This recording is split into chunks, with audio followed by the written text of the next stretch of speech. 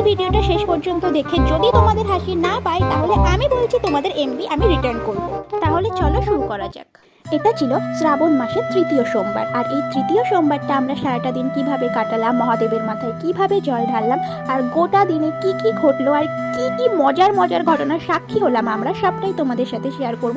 আর হ্যাঁ, অনেক মজার ঘটনা আছে, ভিডিওটা শেষ পর্যন্ত না দেখলে তোমরা অনেক কিছু মিস করে যাবে।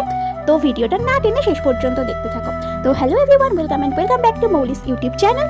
সোমবার দিন সকালবেলা ঘুম থেকে উঠে আমি স্নান করে চলে গিয়েছিলাম ছাদের উপরে ফুল তুলতে। ফুল তুলে এসে মহাদেবের মাথায় জল ঢালার জন্য পুজোর জোগাড় যন্ত্র করছিলাম, আর তার মধ্যে আমি আমাদের গোপাল থেকে শয়ন থেকে তুলে নিলাম, নিয়ে আগে গোপালের সেবা দিয়ে নিলাম, তারপর মহাদেবের মাথায় জল ঢালার প্রস্তুতি শুরু করলাম।